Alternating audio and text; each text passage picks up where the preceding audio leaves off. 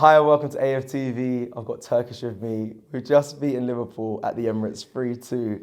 And I'm smiling. Turkish is smiling. I've seen him very happy during the stream as well. I said for a joke at half time, let's go for a drink after this. I might have preempted it a bit early, but I had faith in my boys and they came through today. 3-2 Turkish. How proud are you of the boys today? What performance? Mad. I've been waiting a long time to feel like Arsenal can compete in these games again, and we're doing it. Yeah. We're doing it. Not only the start of this season, but towards the end of last season, we beat Chelsea and United too. If you look at the last 6 months, we've beaten Chelsea, United, Tottenham, and we've beaten Liverpool as well. Yeah, most of them are home games, but it's been a while since we've been consistent against the big teams. And today, we was tested in many different ways. We go 1-0 up. Yep. And then we sit back a bit. Liverpool take their ascendancy and they get back in it. We go 2-1 up. To start the second half, they get a goal pretty much against the run of play. In the second half, we had 2 chances. Odegaard should have done better to make it 3-1. He didn't. Firmino goes and slots away. Their only chance in the second half. Off the top of my head, it was their only chance. But yeah, their only chance in the second half. And then we fight, we create other chances again. We score with a penalty. We needed a bit of luck. It was quite soft in my opinion, but it is what it is. How many times have they gone against us over the years? True. We need that. We keep it moving. 3-2 against Liverpool, back to the top of the league, and we've put a 14-point difference. Gap between us and Liverpool. Yeah, I know they got a game in hand, but 14-11 is still. Who would have thought this at the start of the season? Before Crystal Palace, who would have thought 9 games into the season after playing Liverpool, we would have been 14 points ahead of them, would be top of the league? Listen, it seems like I was wrong. It seems like I was wrong over the course of the last 2-3 years. I've been critical of Arteta, and I've given him praise too. But at the times where I was critical, I did say, it doesn't seem like he can take us further. It doesn't seem like he can take us to the level I want him to take us. And don't get me wrong, we're not at the level I want Arsenal to be at. But can you see it? But I can see what he's done, and this is what I want. This feeling, I want to be smiling after games. I want to be smiling watching Arsenal. You watched the watch along, you saw me smiling. I'm smiling now. Everyone's asking online, Turkish is happy. Of course I'm happy now. This is what I want to see. My emotions when I talk about Arsenal, guess what? They're based off of Arsenal. So if we're losing and finishing 8th and whatever we're doing over the years, my mood's not going to be great when you ask me about Arsenal. But if you talk to me now, if you talk to me last week after Tottenham, if you talk to me after the first 3 games of the season, I'm happy. Of course I'm going to be happy. We should all be happy. Definitely. So like I said, hands up. I was wrong at times to call out Mikel Arteta because he had a tough task over the last few years, and now is the time.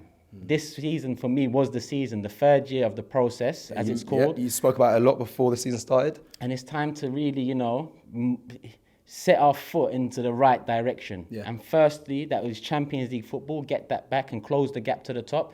Listen, we've just beaten Liverpool, who have been challenging for titles over the last 5-6 years. I know challenging for a title is at the tip of everyone's tongue, but for me, it's still go into January and be comfortable in top 4. Make sure whether you're 2nd, 3rd or 4th, the gap to 5th is quite wide, where it can give us confidence that we're going to do it this season, we're going to get over the line, we're going to get Champions League football, because that money, that tournament, being in that level of competition will bring in a better level of player too. Not that it looks like we need many right now, because Tomiyasu steps in and plays left back today. All season we're debating Zinchenko or Tierney. Tomiyasu comes in, plays left back. Salah comes off, probably has his quietest game against Arsenal in recent history. So who'd you put that down to? Because you kind of stole my question. I was going to lead on to that and talk about the Tomiyasu being in that position there. But he dominated Salah all game. Salah had to end up coming off. I think Tomiyasu won pretty much every one of his aerial duels against Salah. He was pretty much out of the game. So do you put that down to Mikel Arteta tactically seeing that and saying, I want to put Tomiyasu in, or just resting Tierney? I think so. I think it's tactical. I think Arteta deserves a lot of that credit, because especially in that first half, when we went 1-0 up, Liverpool were on the front foot. They was in their ascendancy. So it's not like we kept them quiet in terms of ball possession. They had the ball in the first half. They was the better team when we went 1-0 up. But Salah was still very quiet. And listen, Salah hasn't had the greatest starts to the season, but he is their main outlet. He is their star man. He is their biggest, earner and so on. So I think tactically Arteta got it spot on. In hindsight, obviously everyone's worried at the beginning because everyone's thinking it's going to be Tierney or Zinchenko. They don't see Zinchenko, and Tierney didn't even make it. But Tomiyasu, we've saw in the first 6 months he was at Arsenal. Equally as good with both feet. And I think that boded well for him today, because Salah's good inside and outside, and he couldn't find no success anytime he got the ball, which, to be honest, even Tomiyasu stopped him getting the ball the majority of the game. 100%, and defending well out the game. So listen, Tomiyasu's a candidate for man of the match. Martinelli's a candidate for man of the match. But I think someone stole the show at the end for me, and that's Saka.